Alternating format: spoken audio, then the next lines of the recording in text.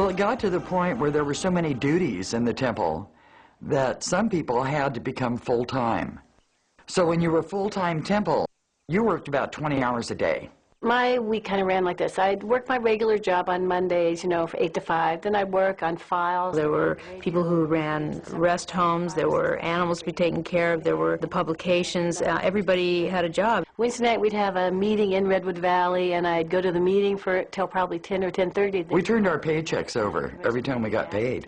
And then we got an allowance, $5 a week. And Friday I'd go to work, and I'd get off of work, and I'd hop on the bus or drive the bus to San Francisco. If I had to go to the doctor, was taken care of. If I had to go to the dentist, it was taken care of. If I needed clothes, that was taken care of. And often on Saturday night we'd have planning commission meetings till 2 or 3 in the morning. We would always try to let each other know next day, well, how long did you sleep? Oh, I slept 2 hours. You only slept 2? Well, I slept an hour and a half. And then Sunday we'd have a Sunday morning service, and then around 1 o'clock, hop on the buses, drive up, drop people off in San Francisco, and drive up to Redwood Valley. The longest I ever stayed awake was 6 days, and that's with no coffee, no nothing. It changed over the years, but it was always busy.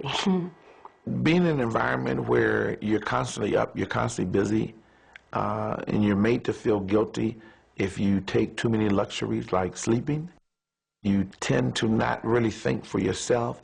And I did allow Jones to think for me because I figured that he had the better plan. I gave my rights up to him, as many others did. Edie? Fingers, are your fingers numb? In your right hand. Reach the fingers out that are bothering you.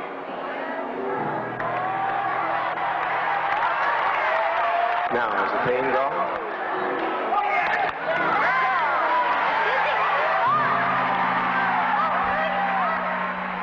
There was a senior citizen, and we nicknamed her Power.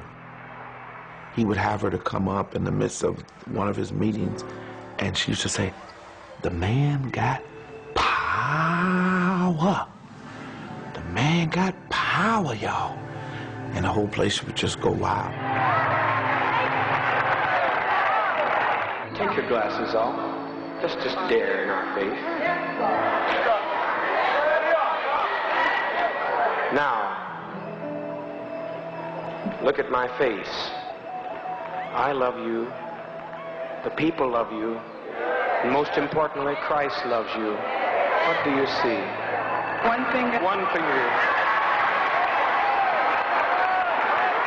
One of the most incredible healings to me was this little old lady, and she was in a wheelchair.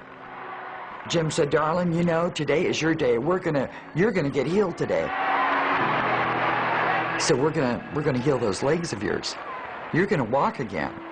And the whole auditorium went totally crazy. Come forth, my dear.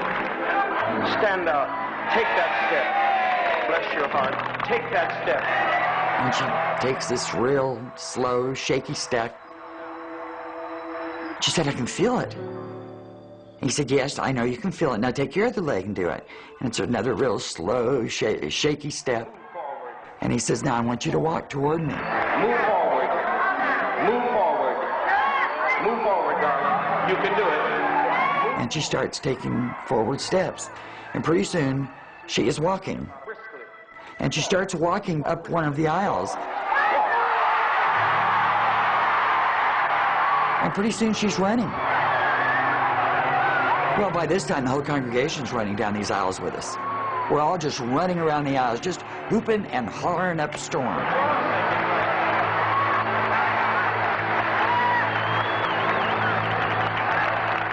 Later, I found out that this person that I had seen healed and cried with was really one of the secretaries, made up to look crippled and blind. Never shall forget what he's done for me. Oh, what he's done for me. Oh, what he's done for me. Oh, what he's done for me. I never shall forget what he's done for me. for those people that hadn't grown up in the apostolic world, Jim would say, you know, I know this is different for you, but for people to come from extremely religious backgrounds so that I can bring them forward to the message that's so important for all of us today, and that is activism, then I need to speak on each person's level. He said, a lot of you people, you Christian people come in, you're so hung up on this Bible. He said, this black book has held down black people for the last 200 years. He said, but I'm going to show you this has no power. So he leaned way back like a football player, and he flung it. And when he flung it and let it go, the place got dead quiet. Like, and he waited till it hit the floor. Pow! When it hit the floor, he stood and he looked back and forth. He said, now, did you see any lightning come from the sky and strike me dead? You're going to help yourself or you'll get no help. There's only one hope of glory. That's within you. Nobody's going to come out of the sky. There's no heaven up there. You'll have to make heaven down here. And he said, what you need to believe in is what you can see. He said, if you see me as your friend, I'll be your friend. As you see me as your father, I'll be your father, for those of you that don't have a father. He said, if you see me as your Savior, I'll be your Savior. He said, even so, if you see me as your God, I'll be your God. Said I never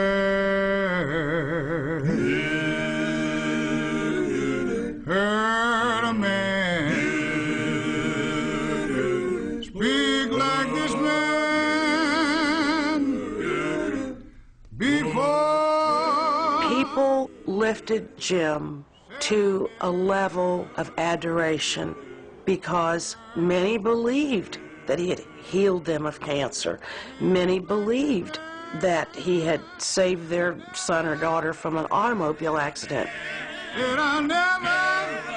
There were many reasons for many people to admire, love, excuse, overlook much of what Jim did.